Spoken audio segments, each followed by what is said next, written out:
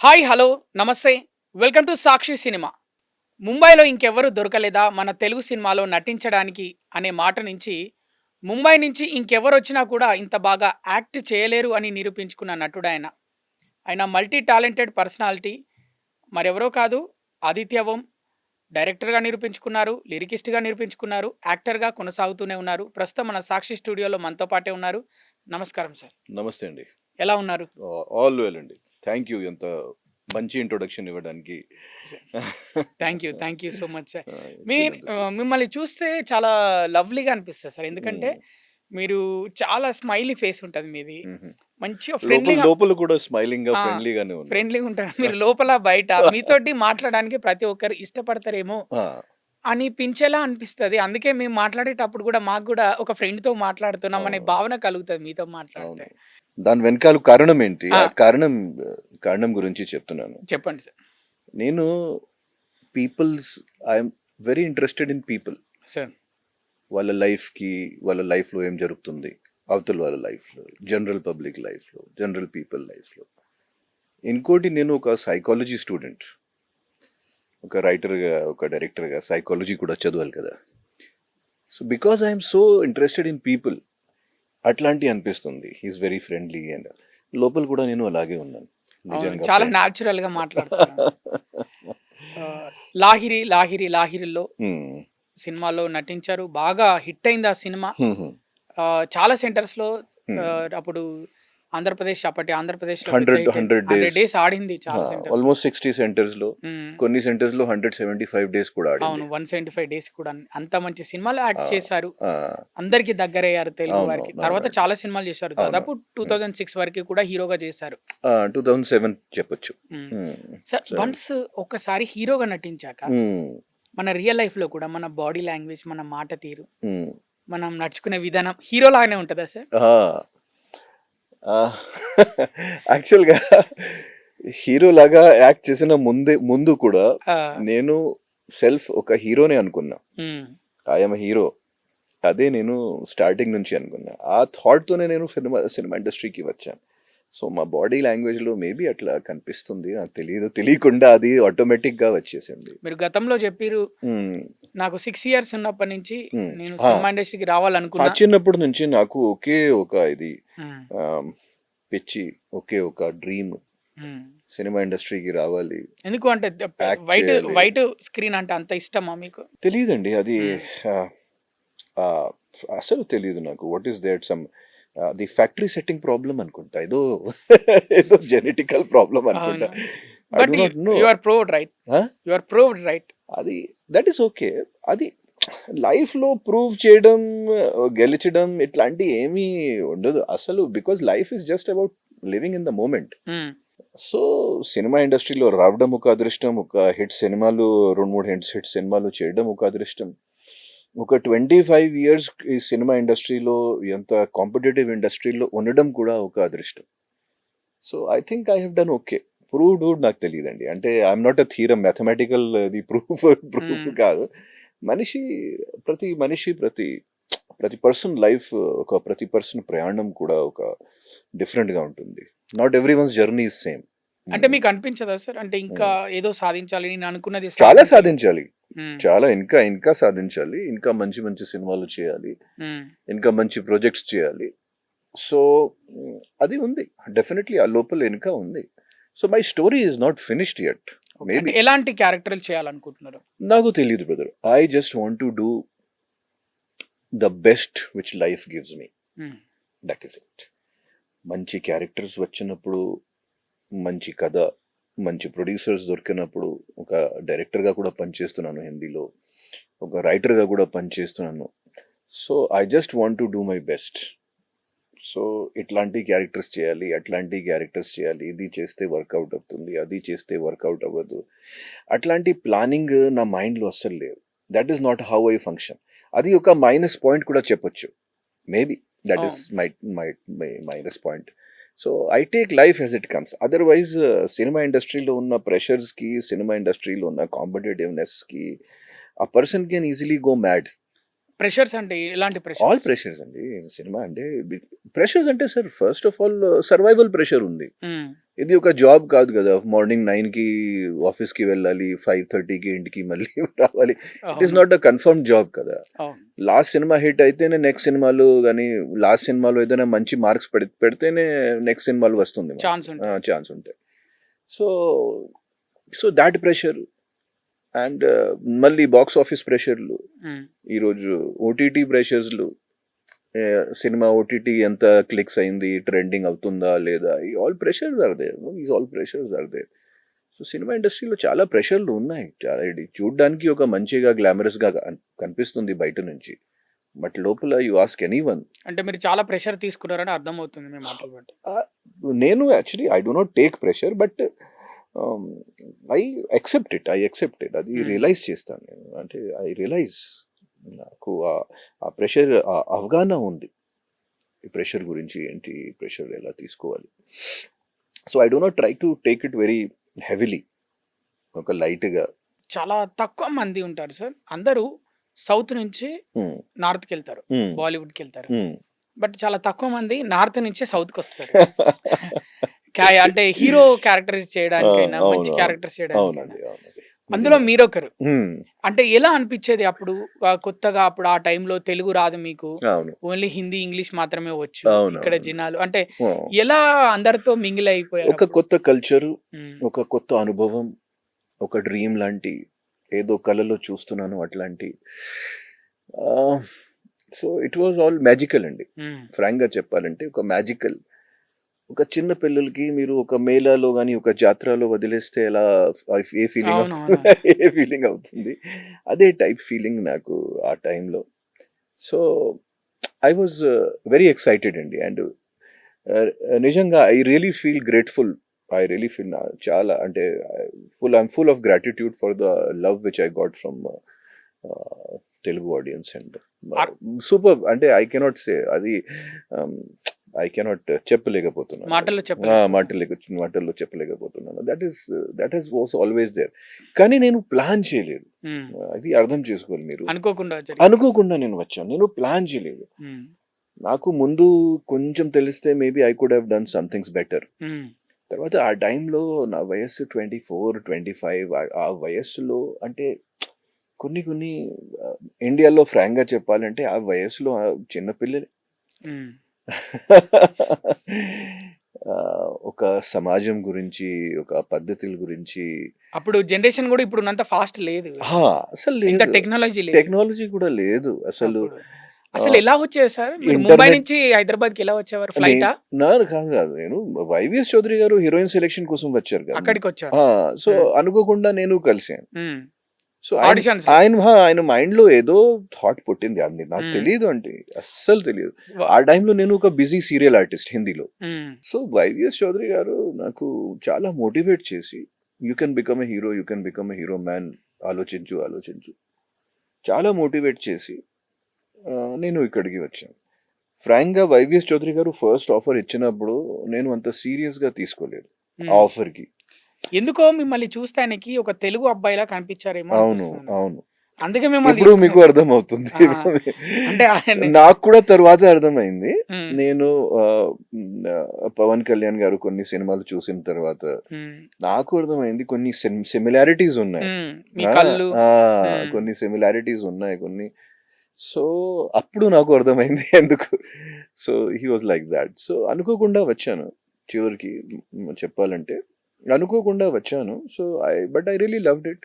ఇప్పుడు మరి టచ్‌లో ఉన్నారా వైవిఎస్ చౌదరి గారితో? అవునవునండి, మాట్లాడతారా? అవునండి. జస్ట్ 1.5 months బ్యాక్ కూడా మాట్లాడాను. హ్మ్. And next cinema shooting complete చేస్తున్నారు ఇప్పుడు. హ్మ్. కొత్త హీరోకి ఇంట్రొడ్యూస్ చేస్తున్నారు. ఆ హీరో పేరు కూడా ఎన్టీఆర్ అనుకుంటా. అవునవును. ఎన్టీఆర్ ఎన్టీఆర్ ఫ్యామిలీ నుంచి. ఎన్టీఆర్ ఫ్యామిలీ నుంచి. హరికృష్ణ గారి మనవడు. యా అది తెలుసండి. హ్మ్. సో, అప్పుడు మీరెలా ఇంట్రొడ్యూస్ అయ్యారో చాలా మందికి మిమ్మల్ని చూస్తే అప్పుడు తెలీదు. మీరు కరెక్ట్. బాగా ఇండస్ట్రీ గురించి తెలిసిన వాళ్ళకి, సినిమాల గురించి తెలిసిన వాళ్ళకి మాత్రమే ఆ, మీరు ముంబై నుంచి వచ్చారని తెలుసు. మిగతా అవునవునవునవును. వాళ్ళందరూ తెలుగు అబ్బాయేనేమో అనుకున్నారు ఆదిత్య. చాలా మంది వైవిఎస్ చౌదరి గారు తమ్ముడు అనుకున్నారు. చాలా అవునవును. చాలా మంది వైవిఎస్ చౌదరి గారు తమ్ముడు. ఆయనకు గూడా మిమ్మల్ని చూస్తే అలా అనిపించే తీసుకొచ్చాడేమో. ఆ ఆహా, ఆహా. ఫీల్ కలిగి. అది ఆయన విజువలైజేషన్ కి హ్యాట్స్ ఆఫ్. ఎందుకంటే ఆ టైంలో నేను మాక్సిమం టైంలో క్లీన్ షేవన్ ఉండేవాళ్ళు, హ్మ్. ఈ గడ్డము మిసలు అవునవును. లేకుండా. కానీ సో మిమ్మల్ని తీసుకొచ్చి గడ్డం మీసాలు పెట్టించారు. అది లైఫ్ లాంగ్ నాకు అది అయింది. అదే ఇప్పుడు ఆ, అదే అదే రికగ్నిషన్ అయింది. డబ్బులేమన్నా తీసుకున్నారా? ఎవరితో మూవీస్‌కి అప్పుడు రెమ్యునరేషన్ తీసుకున్నారా? రెమ్యునరేషన్? లాహిరిలో. లాహిరి నాకు ఒక లైఫ్ లాంగ్ రికగ్నిషన్ ఇచ్చింది. సో, రెమ్యునరేషన్ అప్పుడు రెమ్యునరేషన్ అంటే brother, I was not in a position to ask for remuneration. హ్మ్. ఎందుకంటే ఒక బయట వాళ్ళకి, ఒక అన్నోన్ అబ్బాయికి తీసుకొచ్చి ఒక హీరోగా, హ్మ్. My remuneration was the budget of the film. అంటే నా కోసం ఒక ఆ టైంలో 3 crores 2 crores ఒక పర్సన్ పెడుతున్నారు. అది ఒక గొప్ప విషయం. హ్మ్. ఈ రోజు ఉన్న కమర్షియల్ వరల్డ్ లో అది జరగదు, ఫ్రాంక్లీ. అవునవును. ఎందుకంటే ఆ టైప్ మేకర్స్ ఇప్పుడు లేవు. లేదు. ఇప్పుడు మీరు ఖచ్చితంగా బ్యాక్‌గ్రౌండ్ ఉండాలి. మీరు ఒకసారి ఆలోచించండి, ఆ టైంలో వైవిఎస్ చౌదరి గారు లాంటి మేకర్స్, తేజ గారు లాంటి మేకర్స్, వైట్ల శ్రీను గారు లాంటి మేకర్స్, వాళ్ళు ఎంత మందికి లైఫ్ ఇచ్చారు. నాలాంటి అవును. ఎంత మందికి, కొత్త అబ్బాయిలకి గానీ బయట వాళ్ళకి. ఇప్పుడు ఆ కొంచెం విషయంలో గ్రేట్ సార్ వాళ్ళు. ఆ ఎవరో విషయంలో తెలియని వాళ్ళు, అసలు సంబంధం లేని వాళ్ళు, అసలు ఫ్రెండ్స్ గారు, ఫ్యామిలీ ఫ్రెండ్స్ గారు, పొలిటికల్ బ్యాక్‌గ్రౌండ్ కాదు, హా, సినిమా బ్యాక్‌గ్రౌండ్ కాదు. సో దిస్ వాజ్ అది. సో అది ఆయన గ్రేట్నెస్.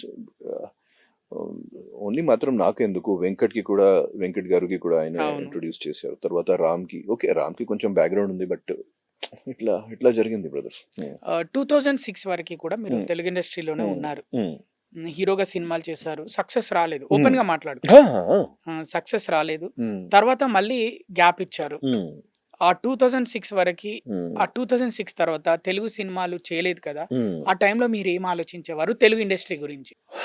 తెలుగు ఇండస్ట్రీ గురించి అంటే నాకు బ్రదర్, ఒక పర్సన్ కి ఎక్కడైనా సక్సెస్, అక్లెయిమ్, ఫేమ్ దొరికితే హ్మ్. ఎప్పుడైనా ఆ ప్లేస్ గురించి లోపల మంచి ఫీలింగే ఉంటుంది. అవును. ఈ రోజు కూడా నేను హైదరాబాద్ దిగినప్పుడు కూడా నాకు ఒక స్వీట్ సూపర్ ఫీలింగ్ వస్తుంది. I feel good from inside. Okay. మీ రెండో ఇల్లులాగా. రెండు ఫస్ట్ హౌస్ హ్మ్. ఫస్ట్ హౌసే అనుకోండి. మీ మొదటి ఇల్లు ఇదే అనుకుంటున్నా. ఫస్ట్ హౌసే అనుకోండి మీరు. హ్మ్.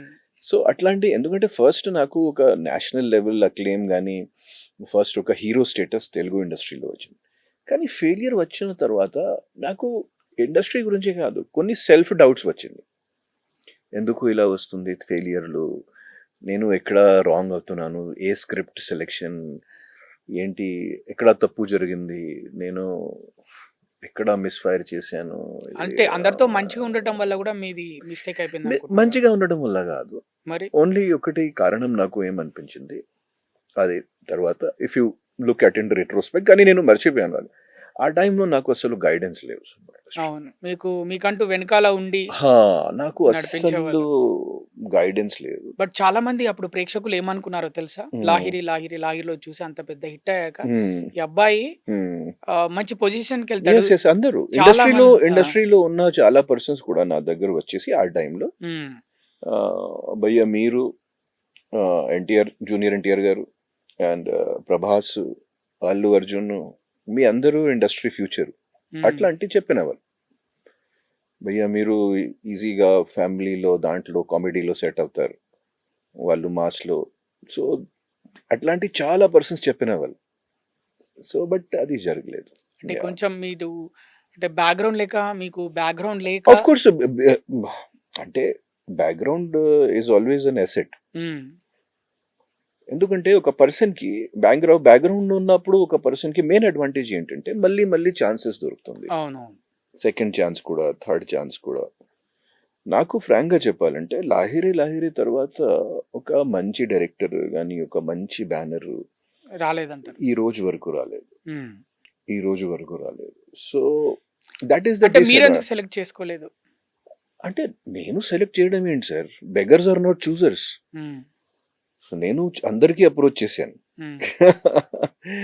అందరికి రిక్వెస్ట్ అంటే చేశాను. హిట్ స్ట్రీక్ లో ఉన్నప్పుడు హా, అప్పుడు కూడా అంటే చాలా మంది నాకు సైన్ కూడా చేశారు కొన్ని కొన్ని పెద్ద సినిమాలకి. ఉమ్, ఆ సినిమాలు జరగలేదు, మేబీ వేరే వేరే కారణాల వల్ల. నాకు Hmm. తెలియదు. సో నాకు తెలియకుండా చాలా జరిగింది.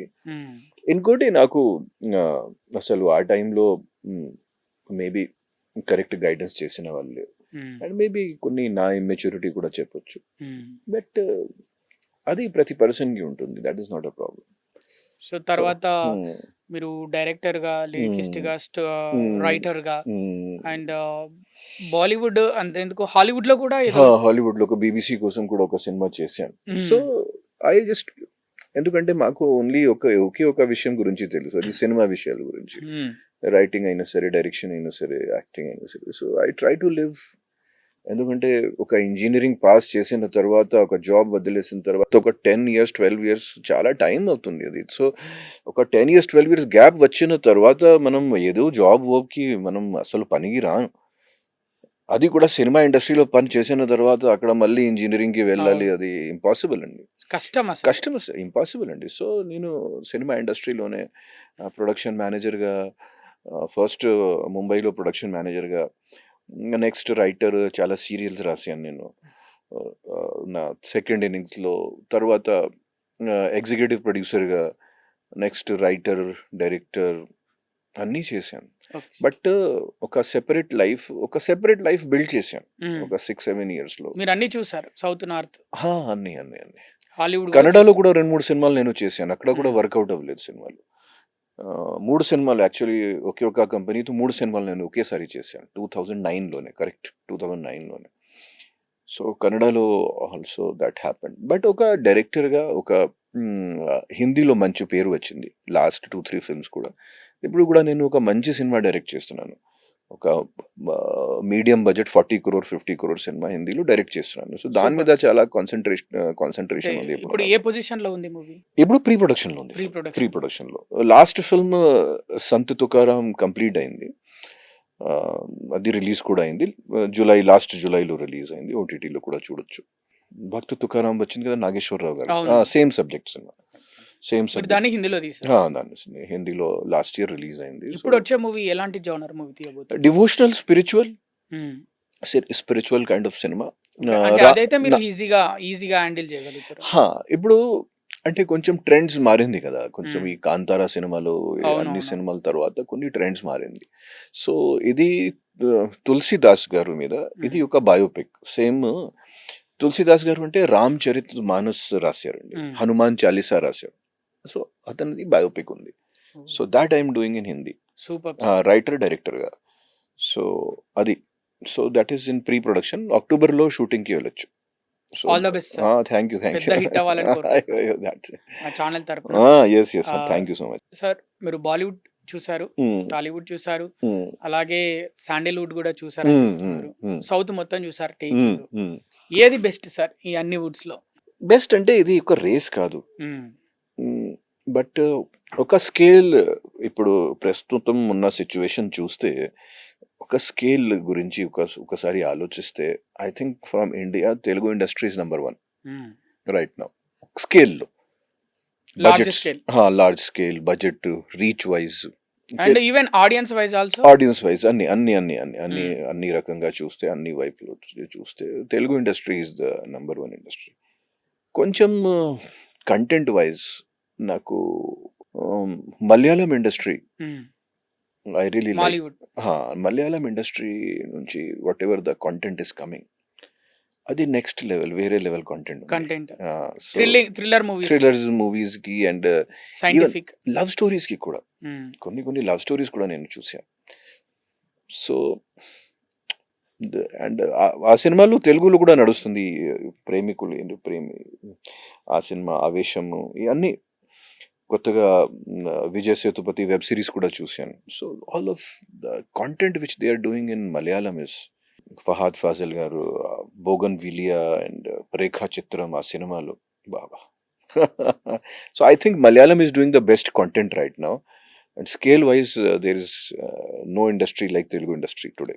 రీసెంట్ గా దురంధర్ 1, దురంధర్ 2 పెద్ద హిట్స్ అయ్యాయి. Super duper hits. మళ్ళీ బాలీవుడ్ కి ఊపిరి పోసింది అని చెప్పుకోవచ్చు. అంటే చెప్పొచ్చు. వాళ్ళు బాలీవుడ్కి ఒక థ్రెడ్ దొరికింది. ఒక ఒక స్ట్రా, లైఫ్ లైన్, ఒక లైఫ్ లైన్ దొరికింది. సో చెప్పొచ్చు, బట్ కానీ still I believe that 90% Bollywood makers they are not, వాళ్ళకి ఒక కొంచెం ఆడియన్స్ పల్స్ గురించి కొంచెం ఆడియన్స్ పల్స్ మిస్ అవుతుంది 90% బాలీవుడ్ మేకర్స్ కి. వాళ్ళకి నచ్చింది తీస్తారు కానీ జనాలకు నచ్చింది తీయరు. సో సందీప్ వంగారెడ్డి గారు ఉన్నారు, దురంధర్ డైరెక్టర్ ఆదిత్య ధార్ ఉన్నాడు. సో వాళ్ళు కొత్త వాళ్ళు బయట నుంచి వచ్చారు, they are changing the industry. కానీ ఆల్రెడీ బాలీవుడ్ లో స్టాబ్లిష్డ్ ఉన్న వాళ్ళు డైరెక్టర్స్ కానీ production houses they are missing something. కానీ బయట నుంచి వచ్చిన వాళ్ళు they are changing the entire industry. Rishab Shetty అయినా సరే, సందీప్ వంగారెడ్డి గారు అయినా సరే, మనం ఆదిత్య ధర్ ఆయన కూడా out cider. So the conventional Bollywood has to think, చాలా ఆలోచించాలి వాళ్ళకి. సేమ్ ప్యాటర్న్ రూటీన్ సినిమాలు వద్దు, టెంప్లెట్ సినిమాలు వద్దు. ఇక్కడ కూడా ఆ ప్రాబ్లం వస్తుంది, టెంప్లెట్ సినిమాలు ఎక్కువ అయింది, ముఖ్యంగా పెద్ద స్టార్ సినిమా. కొంచెం కొత్తగా ఆలోచించాలి. మీరు బాలీవుడ్ లో డైరెక్టర్ అంటే డైరెక్షన్ ఆపర్చునిటీస్ కోసం తిరిగారా ప్రొడ్యూసర్ల దగ్గర? ఓహో, చాలా మంది దగ్గర తిరిగాను నేను. అంటే సీనియర్ ప్రొడక్షన్ హౌసెస్ లో. కానీ సీనియర్ ప్రొడక్షన్ హౌసెస్ లో వాళ్ళకి కొంచెం పెద్ద హిట్ ఇచ్చిన డైరెక్టర్ కానీ అట్లాంటి వాళ్ళకి కావాలి.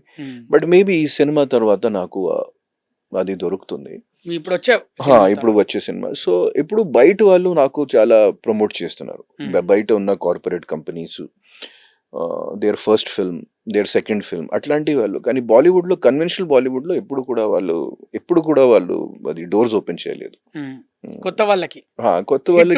నాలాంటి పర్సన్స్ కి కూడా, మంచి క్రియేటివ్ పర్సన్స్ కి కూడా. వెబ్ సిరీస్ కానీ అది నాకు ఈజీగా దొరుకుతుంది, నేను చిన్న ట్రై చేస్తే. కానీ web series is a creators game అండి, it is not a directors game. బాలీవుడ్లో ఇప్పుడు ఉన్న పద్ధతి ప్రకారంగా ప్రతి ఎపిసోడ్లో ఒక డిఫరెంట్ డైరెక్టర్ వస్తారు, but it is basically creators, writers and actors game web సిరీస్లో. సో 1 or 2 ఎపిసోడ్స్ డైరెక్టర్స్కి ఎంత పేరు కూడా రాదు వెబ్ సిరీస్లో చేసినప్పుడు, క్రియేటర్స్కి పేరు వస్తుంది, ఫలానా web series. So web series is not really directors game. Web series, if you're the creator of the web series then it is okay. But only మాత్రం మీరు వచ్చేయండి, 2 ఎపిసోడ్స్ డైరెక్ట్ చేయండి, దట్ ఈస్ లైక్ సీరియల్ అండి, frank గా చెప్పాలంటే. అది నాకు ఇష్టం లేదు.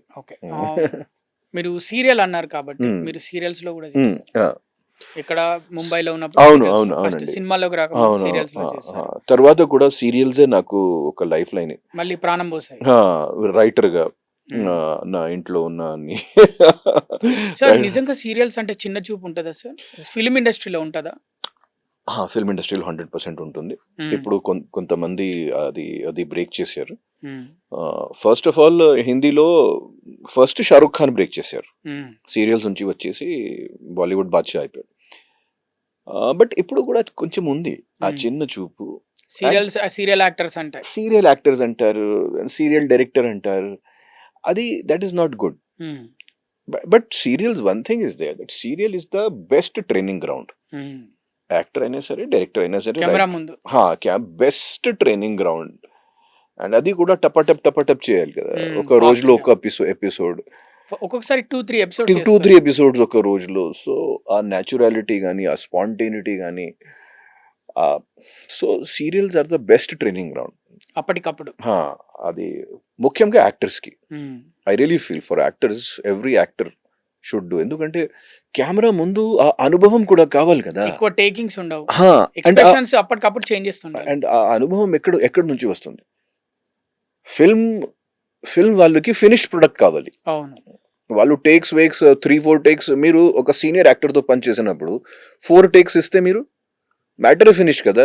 అదే సీరియల్స్ యాక్ట్ చేసి వస్తే, సో సీరియల్స్ లో మీరు ఒక్కసారి అనుభవం అన్ని ఎక్స్పీరియన్స్ అయిన తర్వాత, సినిమాలకి దిగిన తర్వాత అది అప్పుడు వర్కౌట్ అవుతుంది కొంచెం. అదర్వైజ్ మీరు ఒక పెద్ద యాక్టర్తో, ఒక పెద్ద సీనియర్ యాక్టర్తో, సపోజ్ రజనీకాంత్ గారు లాంటి సీనియర్ యాక్టర్తో మీరు ప్రతిసారి ఫంబల్ అవుతున్నారు, ప్రతిసారి డైలాగ్స్ మర్చిపోతున్నారు. So it will be difficult అండి కదా. But serial are the best training ground for any actor, కాబోయే యాక్టర్స్ కి. మీకు కూడా అదే కాబోయే ఇట్ ఈస్ సూపర్ అండి. It is the best places to be. Okay. And ఈ రోజు సీరియల్స్ మంచి పే కూడా చేస్తారు. అవునవును. సో ఆ ఫైనాన్షియల్ సైడ్ కూడా బాగానే ఉంటుంది వాళ్ళు. తెలుగులో సీరియల్స్ చూసారా ఏవైనా? క్షమించండి క్షమించండి క్షమించండి. అది అది అసలు నేను హిందీలో కూడా సీరియల్స్ చూడను, ఇంగ్లీష్ లో కూడా సీరియల్స్ చూడను. కొన్ని వెబ్ సిరీస్ చూస్తాను అప్పుడప్పుడు. నా వైఫ్ చెప్పినప్పుడు కొన్ని వెబ్ సిరీస్ చూస్తాను, కానీ సీరియల్స్ నేను సీరియల్స్ చేసినప్పుడు కూడా సీరియల్స్ చూడలేదు. ఎందుకంటే కొంచెం రైటింగ్ రకంగా కొంచెం రూటీన్ అండ్ ఇప్పటి వరకు ఎన్ని కథలు రాసుకున్నారు? అది కౌంటింగ్ లేదు. నేను ప్రతిరోజు, ఈ రోజు కూడా నేను ఒక రాసిస్తా ఈ దారిలో బెంగళూరు వెళ్ళిన వరకు నేను ఈ రోజు కూడా ఏదో రాసిస్తా డెఫినెట్లీ. బట్ కథ రాయడం ముఖ్యం కాదు. సినిమా రైటింగ్ కి కంప్లీట్ చేయాలి డైలాగ్స్ స్క్రీన్ ప్లేతో పాటు, అప్పుడు రైటింగ్ కంప్లీట్ అవుతుంది. ఓన్లీ మాత్రం సినాప్సిస్ రాసి 2 పేజెస్లో కానీ 3 పేజెస్లో అది సినిమాలకి వర్కౌట్ అవ్వదు. మనం ఏదో స్క్రిప్ట్ పిచ్ చేయాలంటే ప్రొడక్షన్ హౌసెస్ కి కానీ స్టార్స్ కి కంప్లీట్ స్క్రిప్ట్ ఉంటేనే మనం వెళ్ళాలి వాళ్ళ దగ్గరికి. సో ఇట్లాంటి నా దగ్గర ఒక 20-25 కంప్లీట్ స్క్రిప్ట్లు ఉన్నాయి. అంటే రిజిస్టర్ చేశారా? రిజిస్టర్ అన్ని ఆల్ రిజిస్టర్డ్. ఇప్పటి నుంచి కాదు. నేను screen writer association senior member. మీకు డైరెక్టర్ గా ఛాన్స్ రాలేదు, కానీ మీ స్టోరీ బాగా నచ్చి ఒక production house, senior production house తీసుకుంది, డబ్బులు బాగా ఇస్తాను. ఆల్రెడీ నేను ఇచ్చాను చాలా మందికి, ఇక్కడ ముంబైలో కూడా ఇచ్చాను. ఇట్లాంటి పెద్ద పెద్ద ప్రొడక్షన్ హౌసెస్ కి ఇచ్చాను. మీ స్క్రిప్ట్స్ ఇచ్చారు? నాకు అట్లాంటి ఏమీ ప్రాబ్లం లేదు. ఒక రైటర్ అంటే రైటర్, మీరు actor, director, lyricist, what not, మీరు పేపర్ మీద పెన్ను పెట్టినప్పుడు ఒకటి రాస్తున్నాను అంటే ఒక సబ్జెక్ట్ మీద రాస్తున్నాను అన్నప్పుడు ఎవరినైనా ఇమాజిన్ చేసుకుంటారా, లేకపోతే ఆ వ్యక్తిని ఒకరు అనుకున్న వారిని ఇమాజిన్ చేసుకుని అది రాస్తారా, లేకపోతే ఫస్ట్ ఎవరిని అనుకోకుండా ఒక తను అని జస్ట్ నార్మల్ గా రాసుకుంటూ వెళ్ళిపోతారా? మీకు ఒక నిజం చెప్తున్నాను, చెప్పండి సార్. క్రియేటివిటీ, సృజనాత్మక శక్తి అంటారు కదా. అవును సార్. ఇది ఎక్కడి నుంచి వస్తుంది, ఎందుకు వస్తుంది, ఎప్పుడు వస్తుంది ఎవరికి తెలియదండి. అనుకోకుండా వస్తుంది, అనుకోకుండా వస్తుంది. నేను చాలా సార్లు లైఫ్లో అంటే టేబుల్ మీద కూర్చుని గంట ఆలోచించాను, ఒక వర్డ్ కూడా రాయలేదు. అదే ఒక్కొక్కసారి అనుకోకుండా ఒక ఐడియా, ఒక థాట్, మనం దారిలో ఉన్నప్పుడు, మనం టాయిలెట్ లో ఉన్నప్పుడు, మనం రెస్టారెంట్ లో తిన్నప్పుడు, ఫ్రెండ్స్ తో పార్టీ చేసినప్పుడు, అనుకోకుండా థాట్స్ వస్తుంది. కానీ main thing writing requires discipline.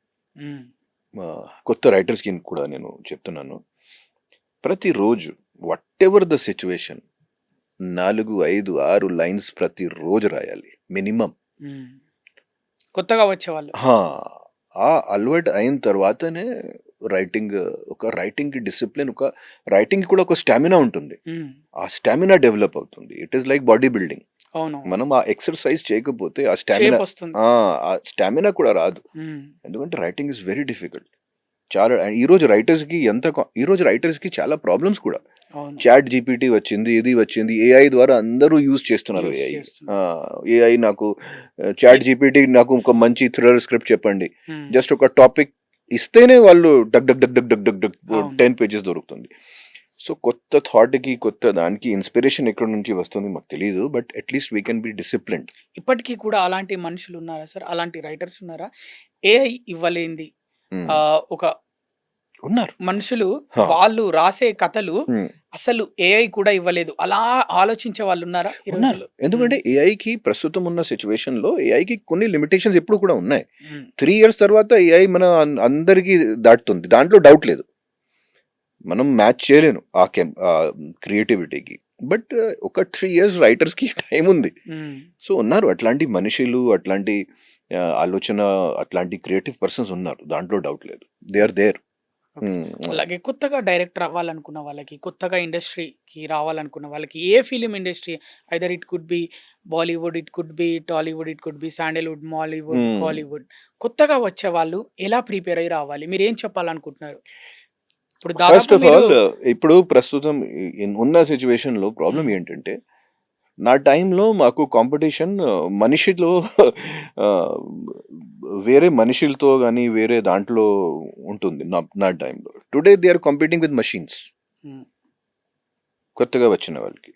So వాళ్ళకి 100% అప్డేట్ టెక్నికల్గా. ఫస్ట్ ఆఫ్ ఆల్ సినిమా గురించి, కెమెరాస్ గురించి, రైటింగ్ గురించి, డైరెక్షన్ ఫీల్డ్కి వచ్చిన వాళ్ళకి they have to be updated in all departments అండి. వరల్డ్ సినిమా గురించి కూడా మీరు ఎక్కడైనా ఒక పెద్ద ప్రొడ్యూసర్ దగ్గర వెళ్తే ఆయన మీతో వరల్డ్ సినిమా గురించి మాట్లాడితే మీకు రావాలి కదా, అవును. మీ దగ్గర నాలెడ్జ్ ఉండాలి కదా. అదర్వైజ్ సో బాగా హోంవర్క్ చేయాలి, ఉమ్, బాగా హోంవర్క్ చేయాలి. అండ్ ఈరోజు కొంచెం కష్టం కూడా, but it is easy also. ఎందుకంటే ప్రతి పర్సన్ దగ్గర ఒక కెమెరా ఉంటుంది. అవునవును. సో వాళ్ళకి తెలుసు ఈ కెమెరా లాంగ్వేజ్ ఏంటి, అది ఏంటి, ఎలా చేయాలి. రీల్స్ అందరూ చేస్తున్నారు, షార్ట్ ఫిల్మ్స్ అందరూ చేస్తున్నారు. So at advantage is there. But cinema knowledge, creativity, చాలా హార్డ్ వర్క్ చేయాలి ఫస్ట్ ఆఫ్ ఆల్. అండ్ మెంటల్గా ప్రిపరేషన్తో రావాలి. మెంటల్ ప్రిపరేషన్ ఏంటి, మీకు 2 years తర్వాత బ్రేక్ వస్తుంది, మీకు 3 years తర్వాత బ్రేక్ దొరుకుతుంది, తెలియదు. ఈ 2 years 3 years ఎలా బ్రతకాలి, యూనో మోటివేటెడ్గా ఉండాలి, డిప్రెషన్లోకి వెళ్ళదు. డిప్రెషన్లో వెళ్ళకూడదు. సో ఈ అన్ని ఫ్యాక్టర్లు ఉన్నాయి. ఇవన్నీ మీరు ఫేస్ చేస్తారు. అయ్యో, ప్రతిరోజు ఫేస్ చేస్తాను, ఈ రోజు కూడా ఫేస్ చేస్తాను. ఎందుకంటే లైఫ్లో అప్స్ అండ్ డౌన్స్ ఉంటాయి. వీ కెనాట్ యూనో మనం that is there every day. But ఆ మెంటలీగా మీరు స్ట్రాంగ్ ఉన్నప్పుడు అన్నీ భరిస్తారు. బట్ మెంటల్ వీక్నెస్ ఉన్నప్పుడు చిన్న చిన్న ప్రెషర్స్కి మీరు తట్టుకోలేకపోతారు. యాక్టర్గా ఫిలిం ఇండస్ట్రీకి రావాలనుకునే అమ్మాయిలకి అబ్బాయిలకి ఎవరికి డిఫికల్ట్ ఎక్కువ, అమ్మాయిలకా అబ్బాయిలకా ఫిలిం ఇండస్ట్రీ? ఇద్దరికి డిఫికల్టే, but you know getting a break is not difficult అండి. ఈరోజు చాలా అవెన్యూస్ ఉన్నాయి, అవును. Serials, web series, short films, music వీడియోలు. బట్ ఆ నెక్స్ట్ ఏంటి పెద్ద బ్రేక్ ఎలా వస్తుంది? సో అందరికీ డిఫికల్టే, బట్ అవెన్యూస్ కొంచెం పెరిగింది కాబట్టి it is good time. It is ప్రస్తుతం next year 2 years 3 years are very good. Chance, opportunity ఎలా అయినా కొట్టొచ్చు. ఆపర్చునిటీస్ కొంచెం క్యాన్వాస్ కూడా చాలా పెరిగింది. Um, so that is there, but it is equally difficult for both of them. Equally difficult, అబ్బాయిలైనా సరే అమ్మాయిలైనా సరే ఈక్వల్లీ డిఫికల్ట్. కాస్టింగ్ కోచింగ్ అంటున్నారు అమ్మాయిలను, అంటే డైరెక్టర్స్ లేకపోతే డైరెక్టర్స్ కింద ఉన్న వాళ్ళు ఛాన్సెస్, వాళ్ళు ఛాన్సెస్ ఇప్పించే వాళ్ళు కమిట్మెంట్ అడుగుతారు అని ఇలాంటి వార్తలు వస్తున్నాయి, అప్పుడప్పుడు వస్తాయి. అసలు ఇవి అంటే మీరు బట్ దట్ ఈస్ వర్క్ చేశారు. But brother, that is power game కదా. అది it can happen anywhere. Only మాత్రం సినిమా ఇండస్ట్రీలో ఎందుకండి, పాలిటిక్స్ లో కూడా వచ్చు కదా, కార్పొరేట్ వరల్డ్ లో కూడా ఉన్నాయి అంటున్నారు. Corporate no, I'm not, it can happen anywhere. It is there, I'm not saying. What I'm saying is it can happen anywhere. ఎందుకంటే it is about power. It is about using your power. So it can happen anywhere. But ఇక్కడ problem ఏంటంటే cinema industry ఒక soft target first of all. Second, limelight లో ఉండేది industry, cinema industry. Corporate గురించి ఎవరికి interest ఉంది? అవును, పొద్దున లేస్తే మంచి ఎంటర్టైన్మెంట్ కావాలి అనుకుంటే ఒక హైటెక్ సిటీలో ఉన్న ఆఫీస్ లో, కార్పొరేట్ ఆఫీస్ లో ఎవరికి ఇంట్రెస్ట్ ఉంది? ఏం నడుస్తుంది? అదే సినిమా ఇండస్ట్రీలో కొంచెం ఏదైనా జరిగితే అది immediately flash points, breaking news and trending. So I'm not, look, our society is made of all kinds of people. So but we cannot blame the entire industry for something. మీ దగ్గరికి ఎవరైనా అమ్మాయి అయినా అబ్బాయి అయినా నాకు మోసం జరిగింది అని వస్తే మీరేం చేస్తారు? అంటే వారిని ఏ విధంగా చూసుకుంటారు? చాలా స్టోరీస్ నేను విన్నాను, చాలా స్టోరీస్. బట్ ప్రతి పర్సన్కి ఒక ఇంకోటి మ్యాటర్ ఏంటంటే, if no one is asking me an advice, why should I give the advice? ఈరోజు ఇంకొక ప్రాబ్లం ఏంటంటే అందరికి అన్నీ తెలుసు, నాకు తెలిసి ఆ ఫీలింగ్ ఉంది. సో వాళ్ళు అడిగినప్పుడు నేను కొంచెం చెప్తాను, మీరు ఇలాంటి బిహేవ్ చేయకండి, మీరు ఇలా బిహేవ్ చేయాలి, this is not the correct way, అదే. బట్ అందరికీ అన్నీ తెలుసు. సో చాలా stories, there are stories brother, of course there are so many stories. Common గా ఇలాంటి నడుస్తూనే ఉంటాయి ఎప్పటికీ. Stories I do not see it like in front of my eyes. Yeah, This yeah. is happening, that is happening. అది నేను allow చేయను. కనీసం నా set లో నాది అది 100% I will not. బట్ ఇట్లాంటి చాలా స్టోరీస్ విన్నాను నేను. ఓకే, బ్యాడ్ ఎక్స్పీరియన్సెస్ అంతే. మీకు అలా ఎవరైనా మిమ్మల్ని మోసం చేశారా సినిమా ఇండస్ట్రీలో? మోసం అంటే ఇట్ ఈస్ అంటే ఫైనాన్షియల్ ట్రాన్సాక్షన్స్ కానీ ఇది చాలా సార్లు జరిగింది. ఎంత మోసపోయారు? ఎంత డబ్బులు అదే కోల్పోయారు? అది మర్చిపోండి, బట్ ఇది చాలా సార్లు జరిగింది మ్మ్.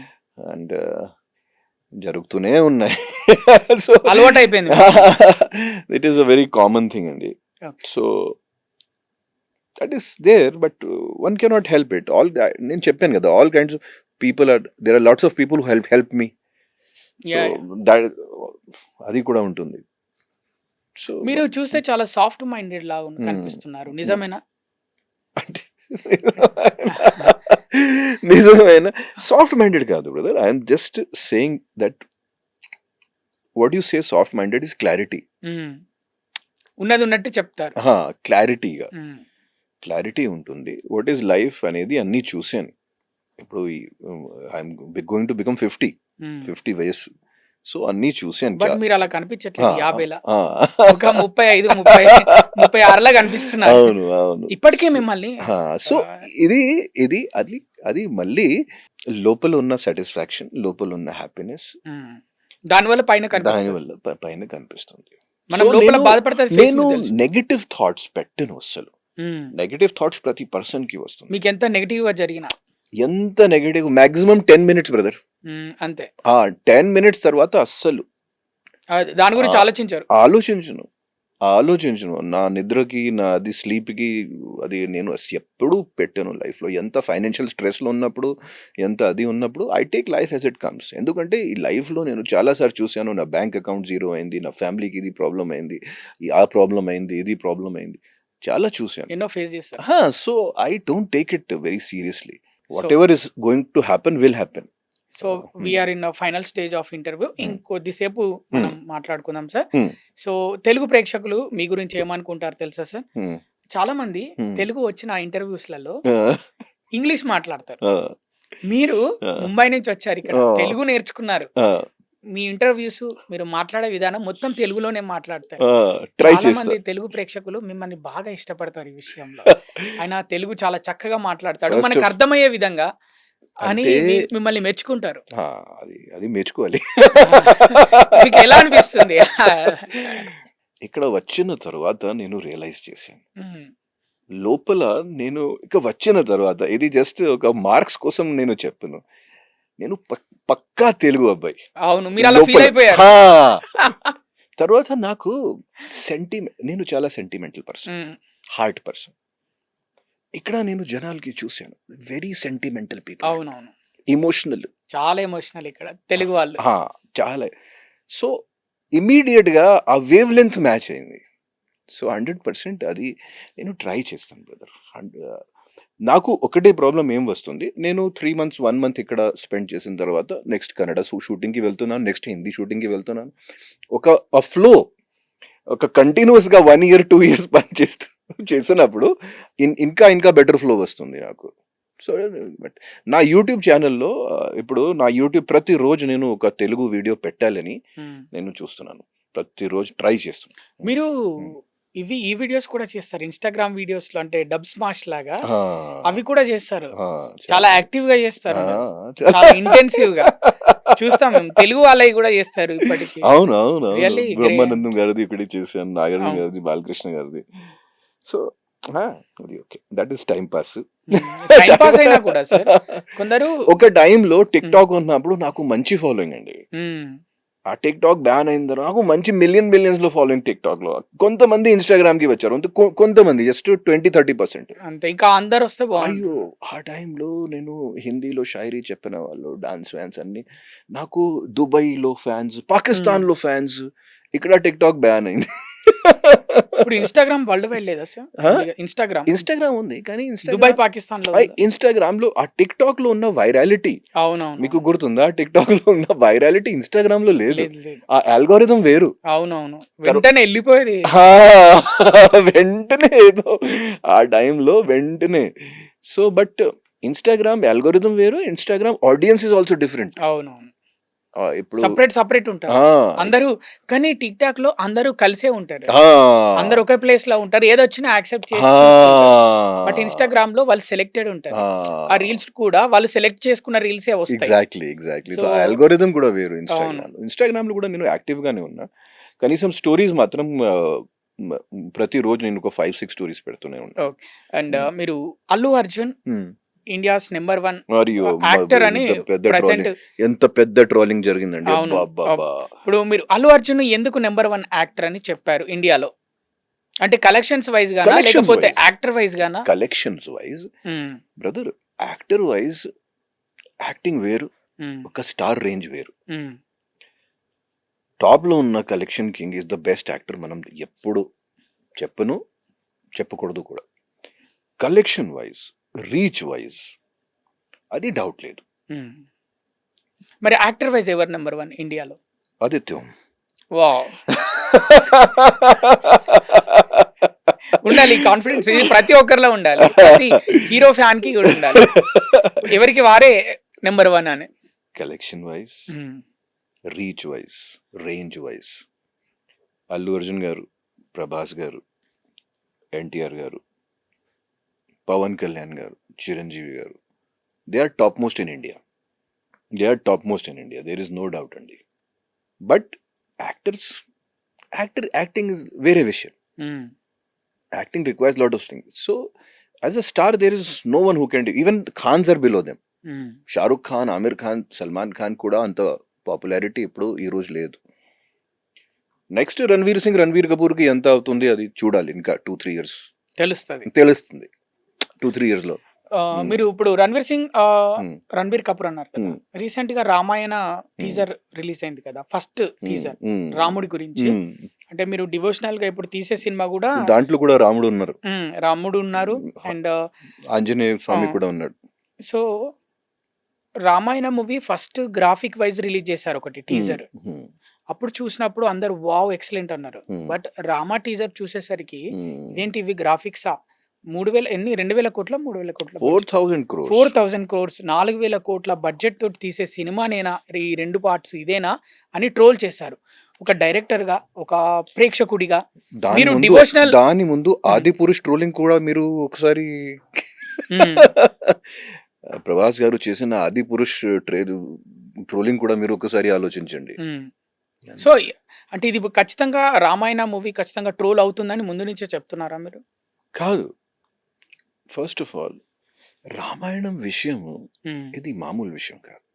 ఫస్ట్ ఆఫ్ ఆల్ మనం ఓన్లీ మాత్రం విఎఫ్ఎక్స్ రకంగా కానీ, విజువల్ ఎఫెక్ట్స్, సిజిఐ అలా చూస్తే ఎప్పుడైనా ఏ డైరెక్టర్ అయినా సరే they cannot do justice to Ramayan. ఆ స్కేల్కి, ఆ గ్రాండ్జర్కి. సో ఆ సినిమాకి వాట్ ఐ ఫీల్, చాలా హ్యూమిలిటీగా చెప్తున్నాను, ఆ సినిమాకి కొంచెం సెంటిమెంటల్, ఇమోషనల్, డివోషనల్, స్పిరిచువల్ సైడ్తోనే చూడాలి ఫస్ట్ ఆఫ్ ఆల్. దాని మీద ఎంఫెసిస్ పెట్టాలి. రామ అంటే Rama lives in our blood అండి. అవును, ప్రతి దాంట్లో రామ ఉంది కదా, ప్రతి దాంట్లో. సో రాముడిని కలెక్షన్స్ కోసం మాత్రమే రాముడి సినిమాలు తీయొద్దు అంటే ఏదో గ్రాండ్ గా చూపిస్తున్నాం అనే ఉద్దేశంతో కాకుండా నిజంగా ఆయన మనలో ఒక ఎమోషనల్ సోల్ ఏంటి, రామ సోల్ ఏంటి, ఆ రామ అంటే జనాలకి ఏంటి అది చూపించగలిగితేనే సినిమా చేయాలి. If you are that confident. Sir VFX, CGI ఈరోజు పెద్ద ప్రాబ్లం కాదు. తక్కువ బడ్జెట్ వాళ్ళు కూడా మంచి విఎఫ్ఎక్స్ ఈరోజు తీసుకొస్తున్నారు. అది పెద్ద ప్రాబ్లం కాదు. కాస్టింగ్ ఏంటి, కాస్టింగ్ చాలా ఇంపార్టెంట్. చేసిన పర్సన్ ఇమేజ్ ఏంటి, డైరెక్టర్స్ అక్కడ రాసిన డైలాగ్స్ ఎంత డెప్త్ ఉంది, ఆ సాంగ్లు, ఆంజనేయ స్వామి క్యారెక్టర్కి. సో ఇది నాకు కూడా పెద్ద టెన్షన్. నేను ఫ్రాంక్గా చెప్తున్నాను, డైరెక్టర్గా నేను కూడా తులసీదాస్ మీద బయోపిక్ చేస్తున్నాను. నా సినిమా ఈ Ramayanam first part and Ramayanam second part మధ్యలో వస్తుంది నెక్స్ట్ ఇయర్. అది కూడా నాకు పెద్ద టెన్షన్ అండి. ఓకే, ఎందుకంటే ఇప్పుడు రణబీర్ కపూర్ తీసే Ramayana first part second part మధ్యలో మీ మూవీ రిలీజ్ అవుతుంది, తులసీదాస్ బయోపిక్. అండ్ ఇక్కడ ఇంకోటి ఏంటంటే సార్, గ్రాఫిక్స్ కి అంటే ప్రదేశాలు వెళ్ళట్లేదు. గ్రాఫిక్స్‌లో చూయించేస్తున్నారు. హ్మ్. అడవిని, హ్మ్. జంతువుల్ని. అది ప్రేక్షకులకి నిజంగా వాళ్ళు ఆ భావన రావట్లేదు. వీళ్ళు అడవిలో ఉన్నారు. జంతువులతో సినిమా గురించి పోట్లాడుతున్నారు. మీకు ఒకటి చెప్తున్నాను. హ్మ్.